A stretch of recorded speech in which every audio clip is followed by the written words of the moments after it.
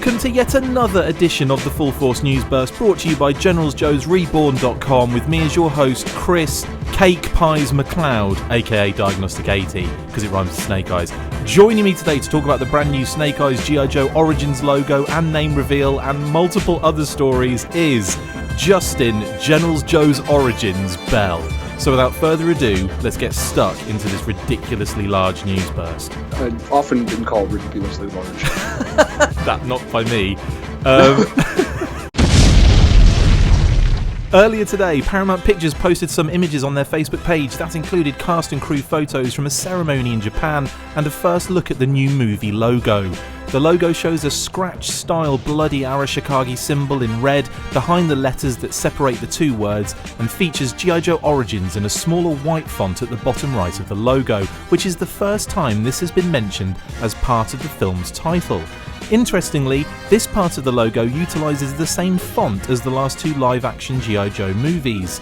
Snake Eyes itself uses the same font previously seen on the Cobra Civil War IDW comic from around 2011-2012. This throws into question the previous logo we saw on the cast and crew gifts a while back, which was clearly just a temporary solution created for the gifts themselves. In addition to this awesome new logo, Paramount and Henry Golding posted a number of cast and crew pictures and a video featuring the aforementioned Henry Golding, who plays Snake Eyes, Andrew Koji, who will be his sword brother Storm Shadow, Iko Uwais, who plays the Hard Master, Haruka Abe, who has finally been revealed to be playing a new character named Akiko, Takahiro Hira, who, as expected, will be the main villain, Kenta, stunt coordinator Kenji Tanigaki, and director Robert Schwenke. The cast and key crew received a traditional blessing at the Hijinja Shrine in Tokyo on Friday before the shooting.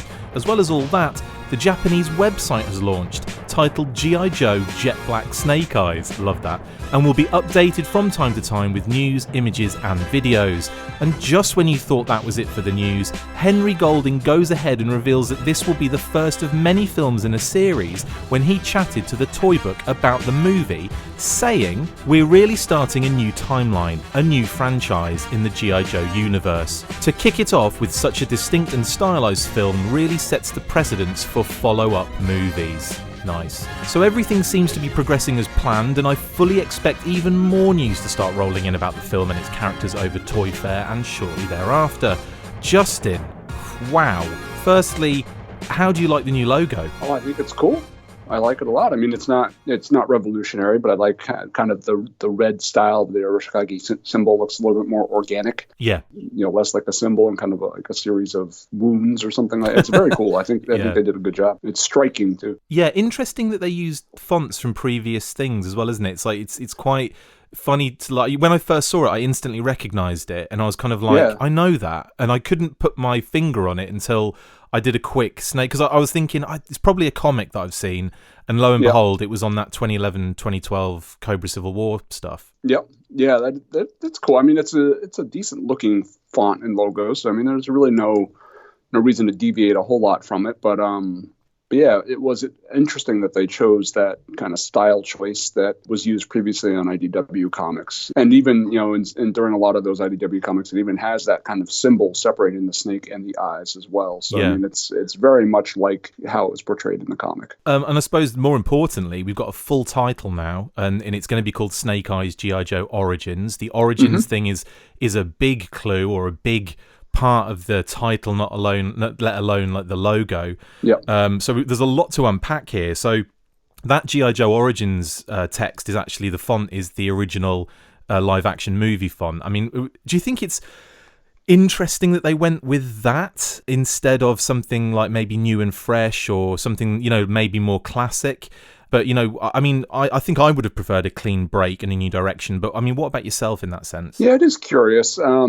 Yeah, I think I'm agreeing with you. I would have preferred a cleaner break. I think using that same exact logo and font brings into question kind of whether this is a prequel to the existing movies or whether this is truly spinning off something new. So yeah, it's curious. It's a curious choice. I mean, it doesn't break my heart either way. I think it's fine, and it still shows kind of the same style and feel. So I'm good with whatever. But it is interesting that they kind of are still hearkening back to that old, somewhat, I mean, kind of bland sort of G.I. Joe technical text sort of format. Yeah. I mean, yeah. Again, clearly this is starting a new thing. It's starting a new franchise. He's even mentioned that in that interview he did with the Toy Book.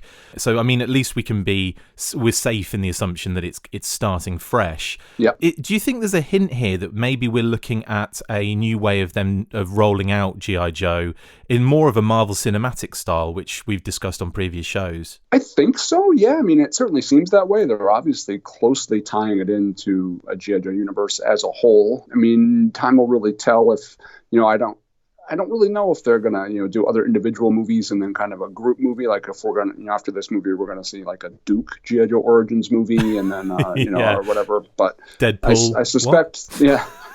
I suspect this will just kind of spin off into a G.I. Joe franchise, maybe a little bit different than the MCU, but they are certainly trying to connect the dots a little bit, which is cool. Yeah, and I'm going to go ahead and take this as a win. Haruka Abe is going to be a new character named Akiko, and obviously I don't think anyone expected that this was a new name that's kind of cropped up. I said she'd probably play Akita in the past. That was what I thought she was going to play, that kind of new character. A name that appeared in that script leak that we did a while back in the fantasy casting. So, it could be a version of that character with just a different name. True. What are your thoughts on that decision, and how bad do you feel that I was right and you were wrong? I think I'll get over it. I'm only joking, of course. I'm only joking, of course. I'm always a fan of new things, so I don't need them to revisit every single vintage character with these things. So, I'm fine if it's somebody new and different. Also, she's a new character, so she's probably going to die, right? Well, that's a good point. Yeah. Let's just say that now. Spoiler alert: Akiko dies, but no. I mean, I think a lot of people were expecting Jinx. A lot of people were expecting maybe another named character, maybe like a gender swapped character possibly, but it's, or even like a Helix or something like that. But I mean, I'm not surprised that she's come in as this new character, because everyone else was getting their names banded around, and like they were bigger names, right. Like it was Baroness and it was Scarlet and Snake Eyes and Storm Shadow, and as soon as Haruka Abe's character was cast, it was like, but we're not going to tell you the name. So it was like, to me, it was like, well, clearly that has to be because it's a new character, and maybe even maybe they were still umming and erring over the name. But anyway, we'll I'm sure we'll find out after the fact. Yeah. Also, no sign of Scarlet or the Baroness, no sign of Samara Weaving or Ursula Cabero, who plays their characters respectively. Does that suggest that they will probably be more likely to show up later in the film, as we discussed on previous bursts? I think that's a good chance. Yeah, I think it kind of shows there may be sort of a break in the film.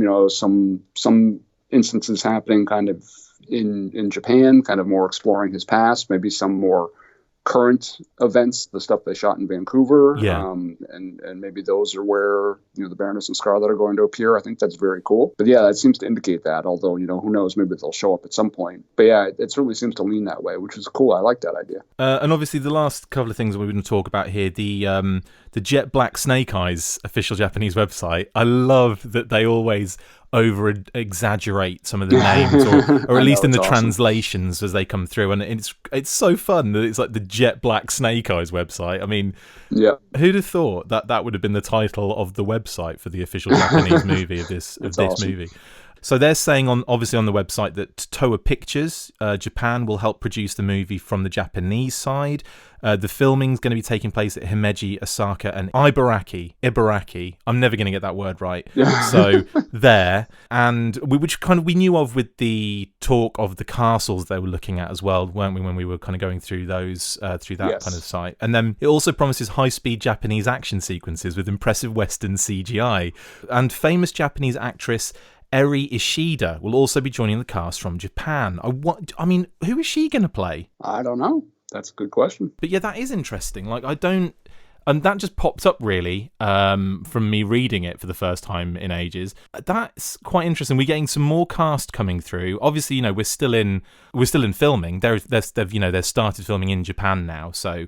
it's no surprise that some more names are popping up. And also, another thing I have to mention is that the release date's been pushed back a week. Did you see that? Oh, no, I didn't notice that. Apparently so. Apparently it's been pushed back 1 week. So I don't know what they want to do in that 1 week, but I mean, could you foresee possibly more delays with something, along those lines? We've always been kind of surprised that they were going to manage to hit that mark anyway. So I wouldn't be surprised if more delays come, although they're certainly making a huge kind of surge with all this stuff. So who knows? Maybe they will hit it. But yeah, I wouldn't be surprised.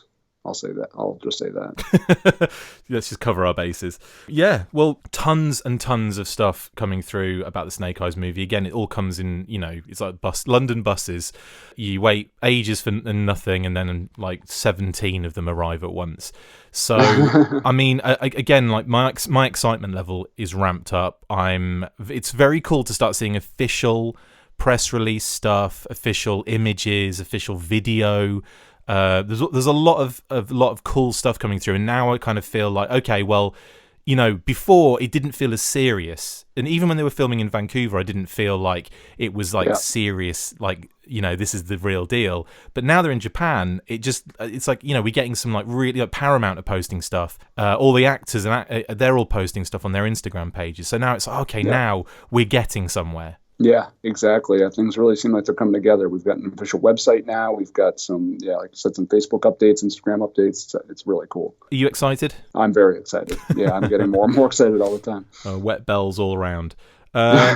Justin, thank you for jumping on and chatting with me through the rather large amount of news that's come through just in the last few hours. Absolutely. My pleasure. I love talking this stuff. Yeah, whatever. That's it for this installment of the Full Force News Burst. Thank you to my awesome co-host Justin Bell. See you next time, and as always, full force.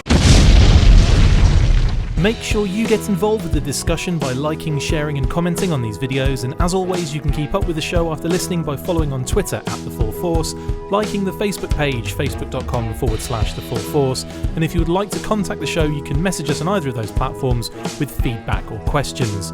We have also started a Patreon page, so if you want to see your name up in lights on these videos or enjoy exclusive bonus content, then check out patreon.com/The Full Force Podcast, or click the link on any of the posts this podcast appears in. Full Force.